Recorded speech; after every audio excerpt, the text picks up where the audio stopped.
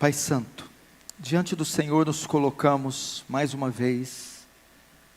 Vamos a Ti em oração essa tarde, cônscios da nossa pequenez, da nossa miserabilidade e da nossa dependência do Senhor. Deus, tem misericórdia de nós, Senhor.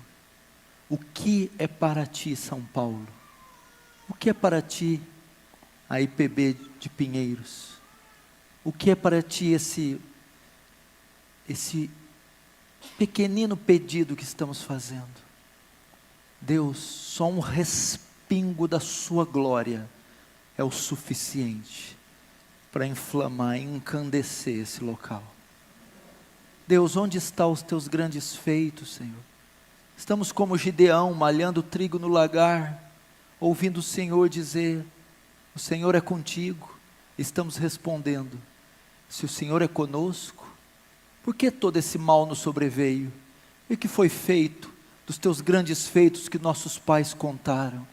Oh Deus, não se esquece do Teu povo, Senhor. Estamos fartos de contos, de ouvir daquele que falou do outro, daquilo que lemos, e nada de acontecer conosco. Senhor, nosso coração anseia, e não é só o nosso desejo. Há uma necessidade urgente, Senhor, numa sociedade corrompida, carcomida, putrefada. Só um avivamento, Senhor, vai sarar essa nação. Não é baseado no que eu peço, nas nossas justiças, mas nas Suas muitas misericórdias, na incondicionalidade do Seu amor, que é unilateral. Derrama da graça essa noite, de modo que Teu reino avance, que o Senhor receba glória para Si, e que nós sejamos conformados à imagem do Teu Filho. Amém. Irmãos, tem tanta coisa para falar, que eu nem sei por onde eu começo. Eu preparei vários esboços para trazer aqui, mas eu pensei contar um pedaço do meu testemunho, do testemunho da minha conversão. Eu sou filho de pais católicos, ambos as partes da minha família eram católicos tradicionais. Minha família do lado do meu pai e do lado da minha mãe. Sobretudo do meu pai, bem mais fervorosos e bem mais fiéis às doutrinas católicas. Eu perdi o meu pai em 1982. Em 1982, fazendo ali uma operação, ele era motorista. A operação que eles estavam fazendo no caminhão era perto de uma rede elétrica. E ali o meu pai, num descuido de uma manobra de um funcionário, ele é eletrocutado, recebendo uma descarga de 39.000 volts, morrendo instantaneamente. Ele deixa uma viúva com 3 filhos, um de 1 ano, outro de 5, outro de 6. Eu era o de 5. Daí então, de 82 para frente, nós fomos criados sem pais, sobretudo nos princípios católicos, primeira comunhão, crisma, todo aquele negócio. Aos 14 anos de idade, já criado sem pai, um jovem vizinho meu, desde muito pequeno, ele se converte, o Alexandre. Ele se converte na Igreja Presbiteriana do Brasil. E ele começa a me evangelizar, com 14 anos. Então ele me evangeliza e eu lembro, todos os dias quase indo na minha casa com a Bíblia aberta, sobretudo abrindo em João 14, toda riscada, colorida, e dizendo: disse Jesus, eu sou o caminho, a verdade e a vida. Ninguém vai ao Pai senão por mim. Então, caso você não saiba, a primeira igreja que eu frequentei na minha vida foi uma igreja presbiteriana do Brasil, em 1990, 91. Só que ali ainda não se deu a minha conversão. Foi lançada uma semente. Eu tive o primeiro contato com o Evangelho. Já comecei então a entender que o catolicismo romano, ou o romanismo, era um equívoco, a adoração às imagens, a missa, a confissão auricular, toda aquela coisa foi sendo desconstruída no meu coração, e eu comecei a congregar com esses irmãos ali, durante 3 anos, até me lembro do nome do pastor Clemilton, tinha um filhinho de 5 anos, chamado Silas, na época, uma igreja muito boa. Acontece que com os 16 anos de idade, eu me desvio, eu deixo, e vou fazer como quase qualquer jovem do mundo, vou conhecer o mundo, e é então que dos 16, 23, começa a minha saga ímpia, eu começo a me perverter, começo a experimentar os horrores do mundo, primeiro com cigarro, cerveja, bebidas mais fortes, até que eu começo a usar maconha, e muita maconha. Da maconha eu também conheci a cocaína, droga que era muito apreciada por mim na época, o crack, os ácidos. Eu me tornei um usuário, um drogado, uma pessoa bem desconstruída na sociedade, ao ponto de a minha mãe estar vendo novela na sala, e eu no quarto com 3 marginais, com uma montanha de cocaína no quarto, e nós estávamos ali cheirando, enquanto fazíamos os papelotes para depois sair para vender, ao ponto de ir até uma biqueira, e pegar uma pedra de crack desse tamanho, colocar na cintura, e sair dela até minha casa para fazer as pequenas pedras e vender, e passando por blitz policiais, correndo o risco de ser preso.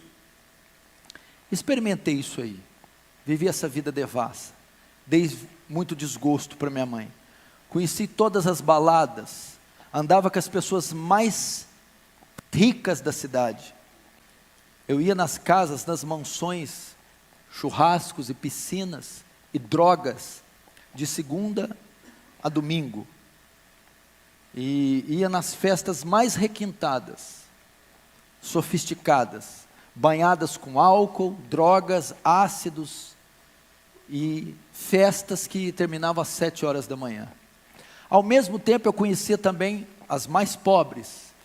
Como você percebeu, eu sou um pouco carismático, eloquente, então eu conquistava muitas pessoas. Conhecia também o outro lado, as biqueiras, os traficantes, as pessoas mais sujas. Ao ponto de um dia, em uma chuva, uma meia-noite, minha mãe, meus irmãos dormindo, nós fomos para os fundos da minha casa, onde tem, o telhado tem aquele beiral, alpendre, não sei como se fala, chovia e pingava, enquanto eu entro com 10 marginais da pior espécie, seres da pior espécie, os bandidos mais vagabundos que se puder imaginar, e nós agachamos os 10 debaixo daquele beiral, para usar crack, dentro da minha casa. Era pichador, skatista, não que uma coisa esteja relacionada à outra. E fui conhecendo tudo isso. Fui me tornando um animal. Abandonei os estudos, abandonei o trabalho, comecei a roubar, fui pego pela polícia, passei uma noite na cadeia, passei por essas situações. Sobretudo aquela semente do Evangelho estava dentro de mim. Eu já sabia da existência de um inferno, já sabia sobre a volta de Jesus, sabia da condição para alguém herdar a vida eterna, e sabia que se morresse naquele instante, eu iria para o inferno. Então o evangelismo, os tempos de presbiteriana, o evangelismo do Alexandre, foram suficientes para causar em mim culpa, foi suficiente para causar em mim noção da minha depravação, noção da necessidade de um Salvador, E as formas de ser salvo, não mais por obras, velas, procissões, missas, mas pela expiação feita na cruz. Sobretudo ainda não tinha dado a conversão. Então foram dos 16 aos 27 anos vivendo uma vida de crime, de uso de drogas, de pecados e urgias e de loucuras. Eu poderia estar hoje de duas maneiras. A minha condição hoje poderia ser estar morto ou preso. E uma das vezes eu tinha uma moto XLX 350, quem é mais velho vai lembrar, e estava com uma quantidade muito grande de droga na cintura. Ia levar para um condomínio fechado alguns amigos ricos. Uma quantidade suficiente para comprometer bem a sua vida. E é que indo de moto, eu passo numa avenida e está uma blitz policial com 30 viaturas. Na época era o tático, a D20. E eu passo para aquele corredor com 30. Homens com armas de alto calibre. Quando eu passo, nenhum policial olha para mim. Nada. Naquela hora, eu comecei a ver a misericórdia de Deus na minha vida. Porque talvez tivesse me pego aquele dia, eu estaria lá talvez até hoje. E passando por tudo isso.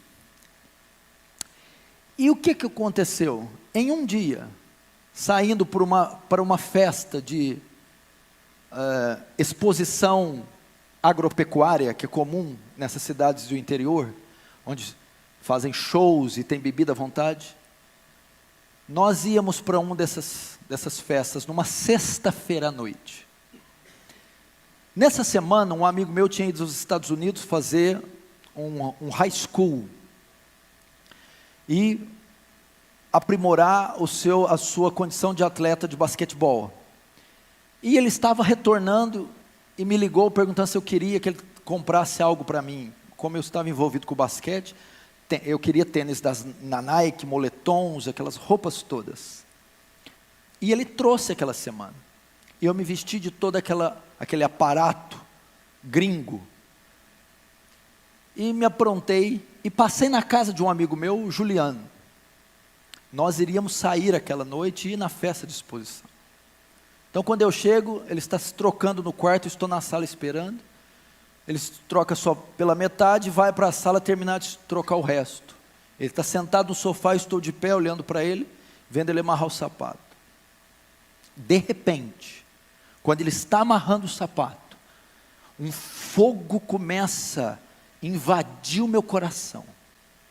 Eu começo a me contorcer. Eu começo a olhar para aquele moletom da Nike, aquele tênis, aquela calça. E eu olho para ele, Juliano, o que é isso aqui, cara? Isso aqui é tudo inútil, tudo ilusão. O que eu estou fazendo da minha vida? Eu estou perdido, Juliano.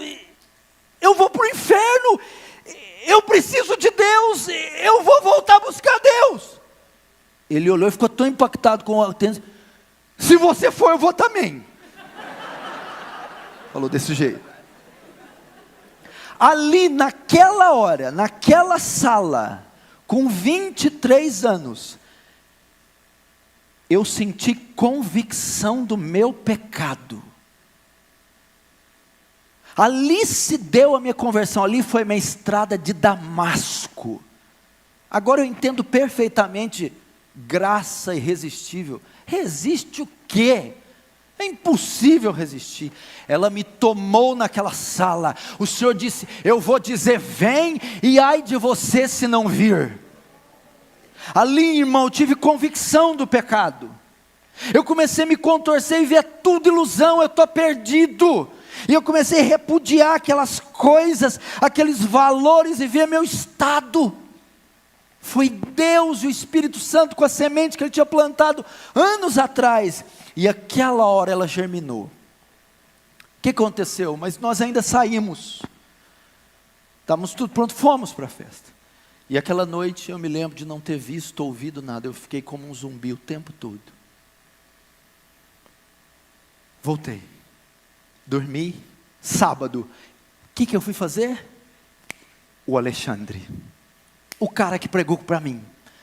Vou atrás dele.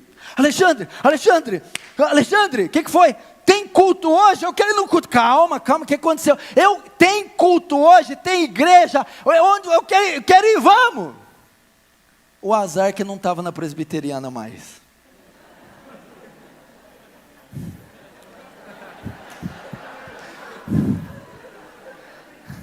Ele tinha uma comunidade. Mas novo convertido não quer saber. Falou Jesus, ele está lá. Irmãos, era um culto de sábado, muito comum, culto da mocidade. E ele diz, tem culto dos jovens, vamos. Eu fui. E faz 20 anos que eu nunca mais saí. Se deu a minha conversão. Eu comecei a ir. Nisso, e tem que ficar registrado, nesse pequeno desvio de 7 anos, o Alexandre nunca deixou de orar por mim. Nunca desistiu da minha vida. Nunca.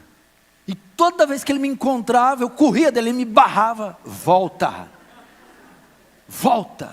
Eu acho que ele nunca ganhou outra alma na vida, só ganhou eu.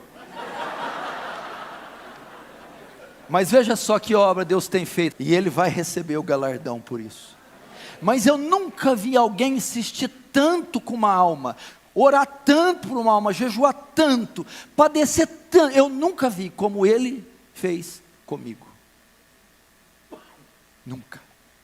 Se Ele tivesse desistido, talvez eu não estaria aqui. Então eu procurei, nós começamos a congregar, passou 2 meses, eu me batizei. Passou 2 anos, já me tornei líder de jovens, já vi que tinha o dom, o talento de me comunicar, de fazer orações e de expor a mensagem do Evangelho. Agora, o que tem a ver com o tema avivamento? O que eu quero deixar para vocês? Neste período, Deus me privou da parafernália teológica, de tantas outras coisas que a igreja brasileira ia conhecer na década de 90 ali.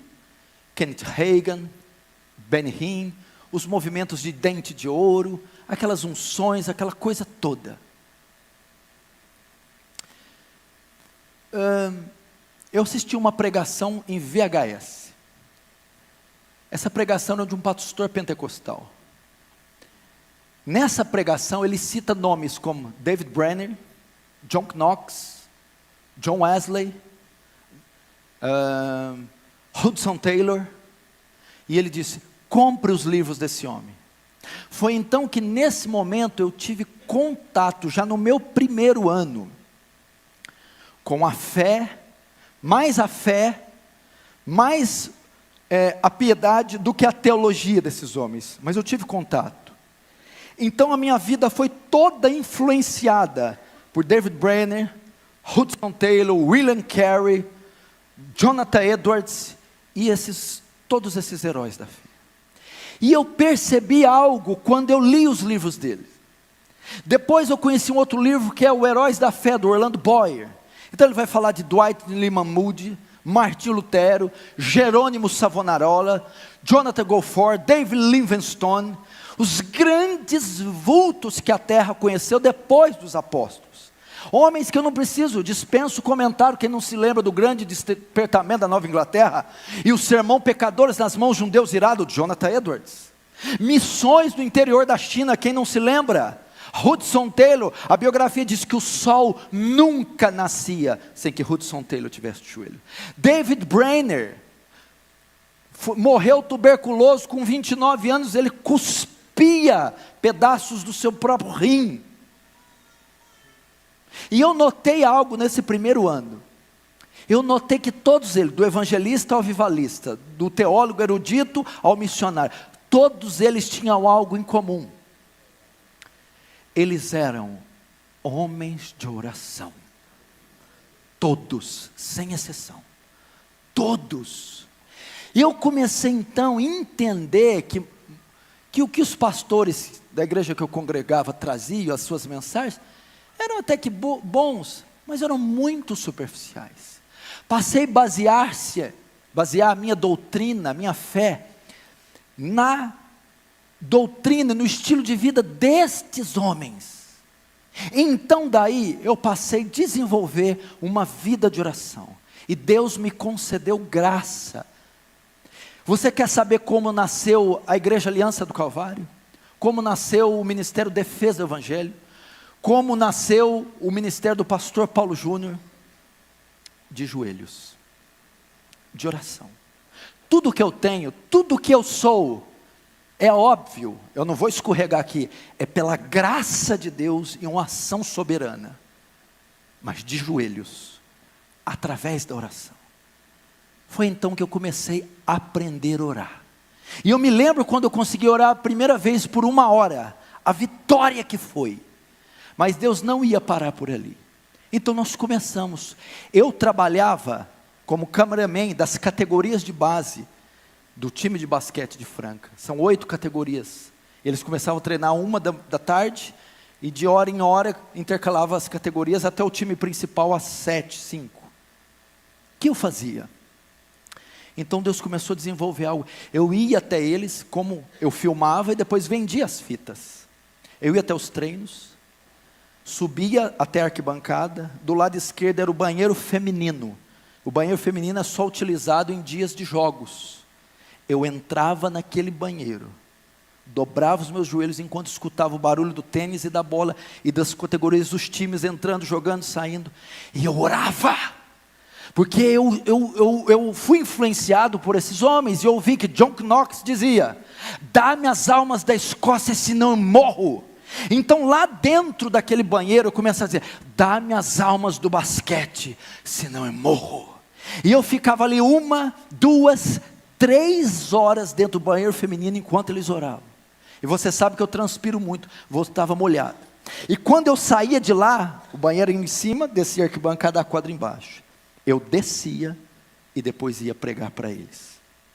Foi que então começaram a haver conversões no meio do basquete, atletas, pessoas envolvidas. Haviam técnicos, massagistas, haviam preparadores físicos, atletas, e eu comecei a desenvolver o ministério de evangelismo através deles. E foi havendo conversões, e foi acontecendo um movimento, e a igreja, o meu ministério surgiu num pequeno despertamento entre os atletas e os jovens. E foram convertendo os jovens naquela época, e se tornando um grupo que passou a me acompanhar. E tudo em oração, e eu orando ali. E esse grupo, nós começamos a fazer vigílias de oração. E nós fazíamos vigílias de sexta-feira para o sábado, do sábado para o domingo, da meia-noite às 6 da manhã. Eram 5 jovens que faziam, fruto desse despertamento entre os atletas. Eram 4 mais eu, e nós oramos da sexta para o sábado, do sábado para o domingo, até às 6 da manhã. Fizemos isso durante anos, e hoje são pastores da Aliança do Calvário. 90% daqueles que estavam comigo são hoje os pastores que estão comigo. Deus me ensinou a orar. Eu passei então a aprender o poder da oração, ao ponto de, quando eu descia nos treinos e olhava um atleta, e eu dizia: Senhor, é este o próximo que eu vou ganhar. Então eu começava um período profundo de oração, até que ele se convertesse, e eles se convertiam. Deus foi me dá almas, eu fui aprendendo a orar e buscar. Comecei a colocar uma lista de almas, colada no meu armário, com 50, 60, 70 atletas e almas e ímpios, e orava todos os dias, um por um: dá-me estas almas, e o Senhor foi me ensinando. Eu comecei então a passar noites e noites em claro, orando. Aprendi a orar 1 hora, 2 horas, 3 horas, 4 horas. Ele me concedeu graça, não foi por mim, mas eu estou dizendo que é possível coisas como essas. Deus faz isso com gente comum como eu e você. E depois eu comecei a dizer: dá-me as almas dessa cidade, senão eu morro. Não importa o que achem de mim. Talvez os teólogos não vão gostar dessa pregação. Aliás, eles não gostam de muita coisa, né? Mas foi exatamente isso que Deus fez. E eu fui vendo os frutos, e um despertamento, e outras almas foram se convertendo, e essa igreja nasceu fruto de um despertamento, e de dias, meses e anos de joelhos, e jejuns, orações, e Deus foi acrescentando, acrescentando, acrescentando, e as almas foram se convertendo. Me lembro quando eu preguei o meu primeiro sermão. Eu ouvi de Martinho Lutero, que antes da dieta de Worms, passou a madrugada inteira orando. Eu ouvi de Jonathan Edwards, que antes de pregar o sermão Pecadores nas mãos de um Deus irado, passou 3 dias sem comer, sem beber e sem dormir, orando. Eu disse: se eles fizeram, eu também vou fazer. Eu não sou um admirador de sermão. Você já viu os admiradores de sermão? Que sermão! E tem os outros colecionadores de sermão. Você vê a minha videoteca, o meu HD, eu não. Eu ouvia, queria praticar no dia seguinte. Primeiro sermão que eu prego na igreja, que não é para jovens, para toda a congregação, eu passo a madrugada orando. E oro até às 6 da manhã. Porque Deus me ensinou a ficar de joelhos. Quando eu ia convidar uma pessoa para a igreja, eu costumo dizer, durante os meus primeiros anos, Deus me usou como um ganhador de almas. Eles perguntaram para mim: qual o segredo? 70% oração, 30% pregação. Nisso consiste o meu evangelismo. 70% oração. Pra você ter uma ideia, eu convidava alguém para ir para a igreja na segunda, para ir no domingo. Eu orava 7 dias, todos os dias, para ele aceitar o convite e aparecer domingo, né? 7 dias intensamente. Chegava domingo, não ia. Eu orava mais 7 dias, gemendo, então ele aparecia. Eu estou dizendo para você que eu orava 14 dias, não é para ele se converter, 14 dias só para ele aceitar o convite e aparecer. Eu orei para um jovem 10 anos pela conversão, ano após ano. Quando eu pensava em desistir, 10 anos. Ele se casou com uma mulher espírita. Hoje os dois estão na igreja batizados, membros fiéis para a glória do Senhor. Poder da oração. O poder da oração. Eu vi, irmão. Eu me lembro, irmãos, fazia isso, ia dentro do banheiro, fazer jejuns, noites em claro, por essas almas. Isso eu já estava ministrando a palavra. E eu me lembro de um testemunho de Dwight Lima Moody. Moody, quando pregava, se sentia seco, vazio, ele ia para o bosque.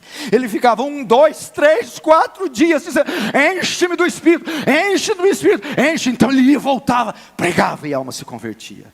Quantas vezes, meu irmão, quantas vezes sabia que ia pregar, preparava um sermão, e não estava preocupado só com a interpretação, com a exegese, com a hermenêutica, mas ia também para o bosque, 1, 2, 3, 4, me enche Deus, me enche do Espírito, e Deus me enchia. Deus me enchia. Eu estou dizendo que isso é possível. Quando eu ouvi falar que Martinho Lutero orou 5 horas uma vez, eu fiz uma campanha de orar 5 horas por dia.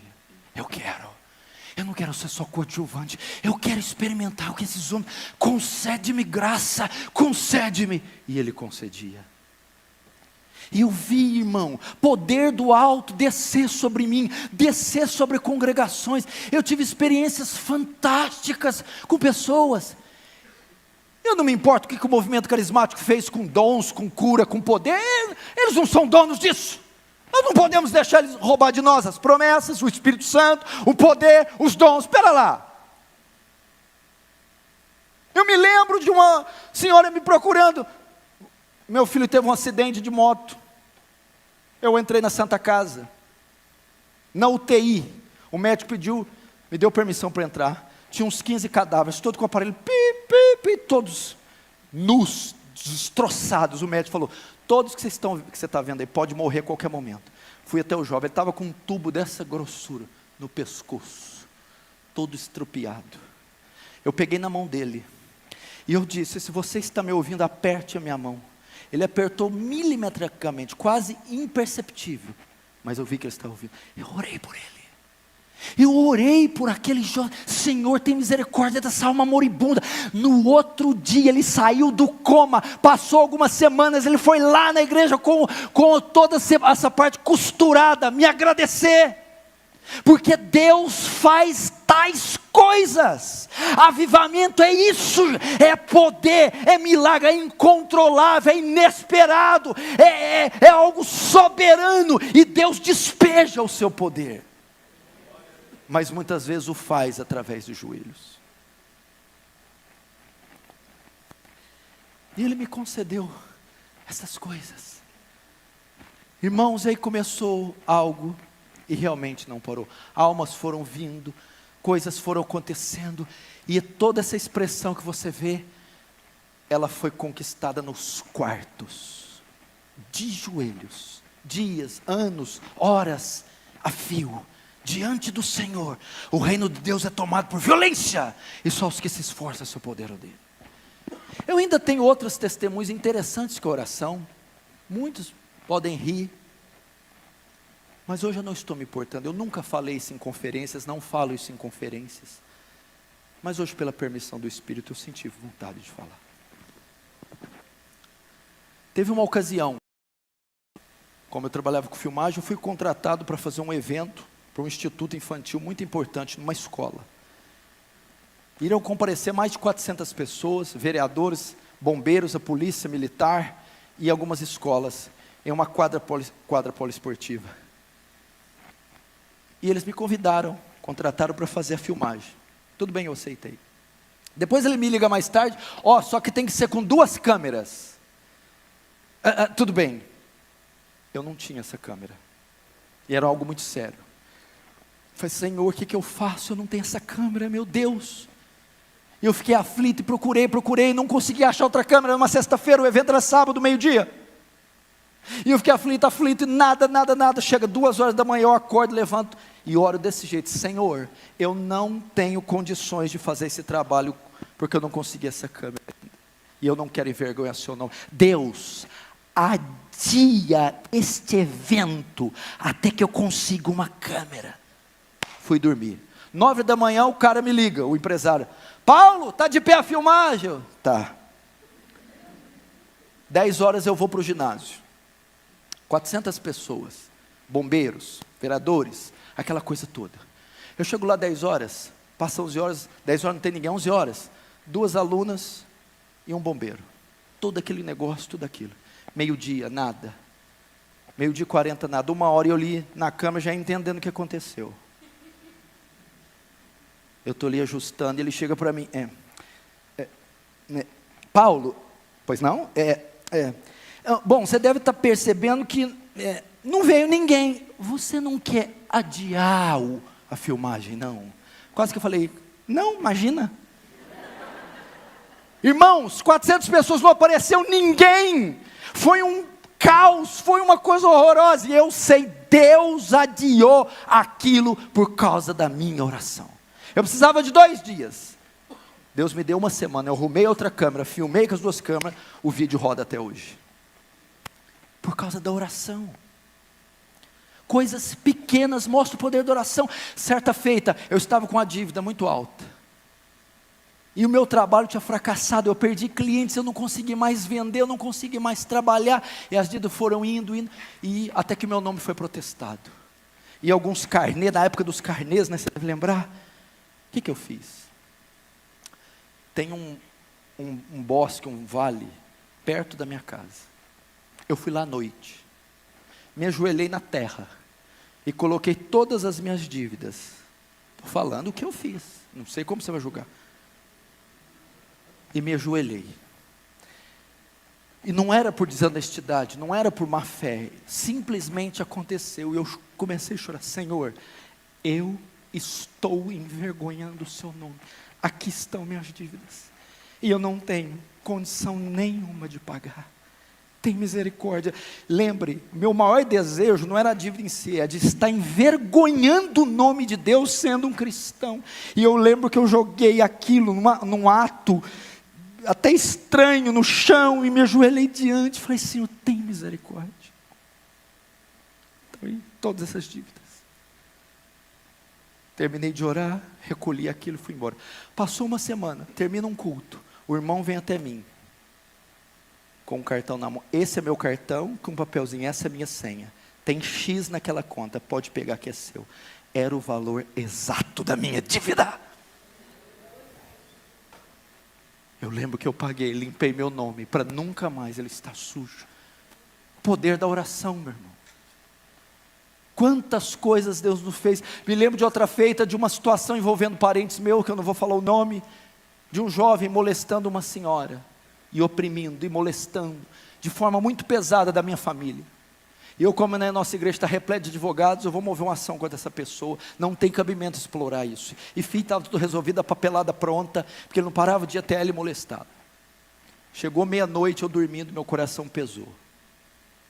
E algo me dizia: se você fizer isso, ele nunca mais vai olhar na tua cara, você perde um parente para o resto da vida. Eu falei: meu Deus, é verdade. E o que se faz nessa hora? Ora. Senhor, que eu não preciso usar esse recurso para acontecer essa tragédia, Senhor. Deus, resolve isso, afasta esse jovem dessa mulher. Nunca mais foi atrás dela. Sumiu. Eu não precisei usar esses recursos. Eu estou mostrando para você o poder da oração. Muito vale a súplica de um justo por sua eficácia. Coisas que você pode até rir, por exemplo, essa outra. Irmãos, eu estou dizendo que eu sempre usei a oração. Eu lembro quando eu fui trocar o meu carro, um carro 94 para um 2000. Pensa bem, não era lá essas coisas. Eu orei 3 meses para não cometer, porque pobre, você já viu, errou, acabou.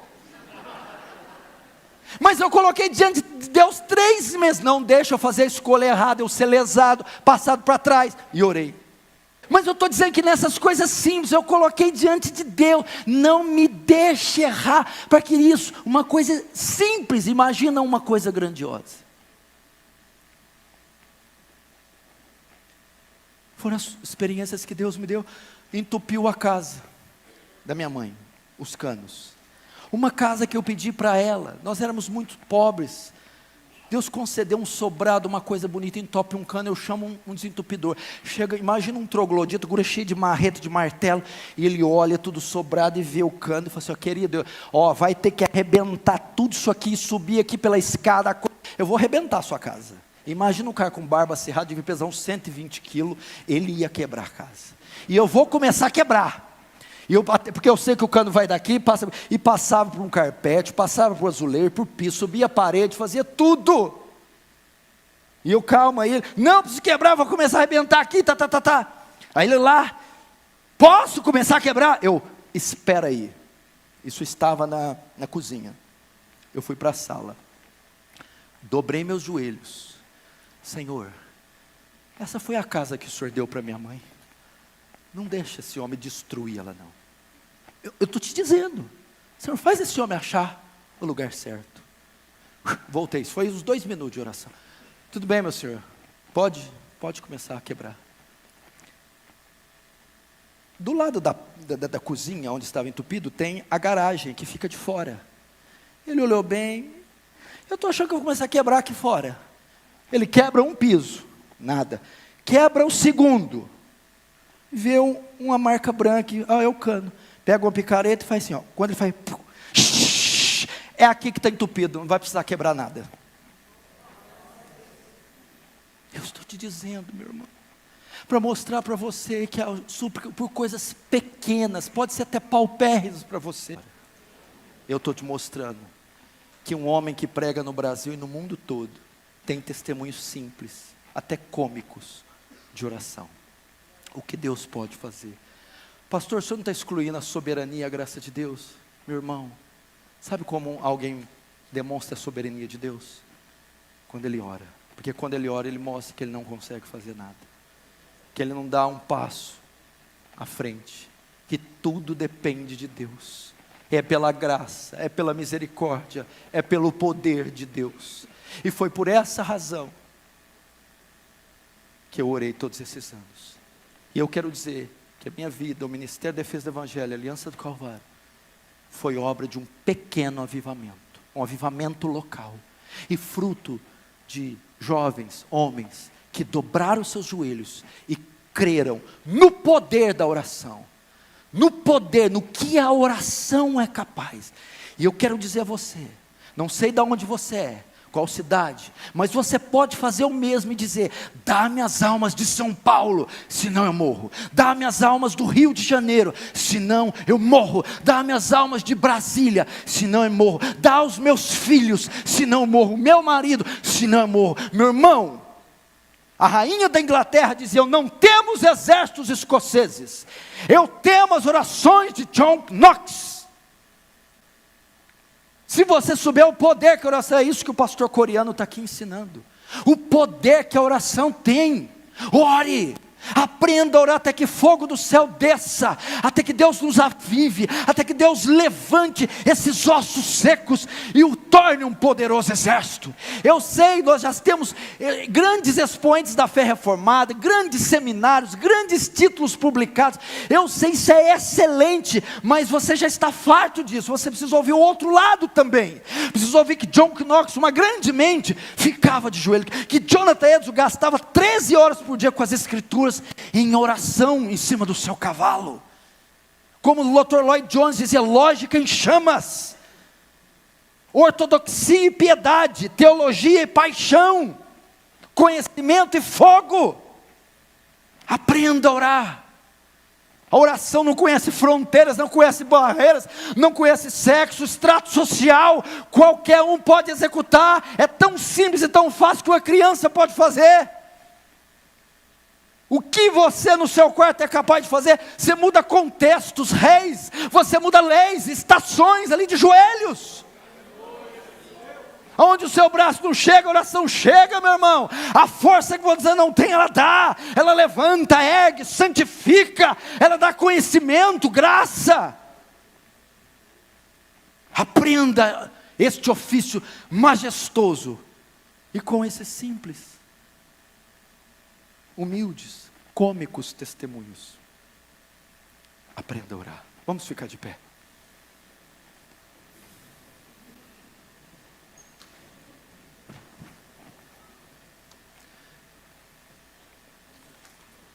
Feche os seus olhos.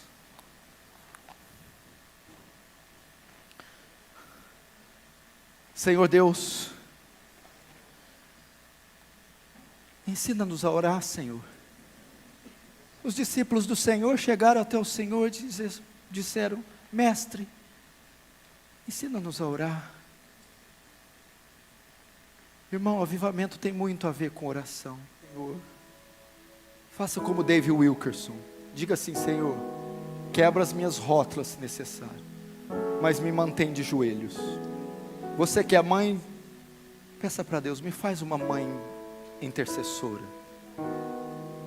uma esposa intercessora. Você que é pai, oficiais, pastores, presbíteros, para suas congregações.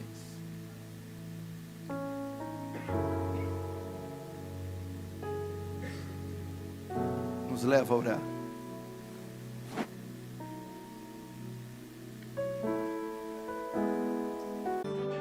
Antes de você fechar o vídeo, eu tenho um recado muito importante para você. Talvez você assista os vídeos do canal há muitos anos e ainda não é inscrito. Então, eu te convido agora mesmo a se inscrever. Basta você clicar no botão vermelho aqui embaixo do vídeo e inscreva-se. E para você receber novas notificações de novos vídeos do canal, acione o sininho que está à direita deste botão. E se você gostou desse vídeo, clique em gostei e ajude o canal Defesa do Evangelho a alcançar mais pessoas para que possam ouvir o verdadeiro Evangelho. Deus abençoe você e um forte abraço.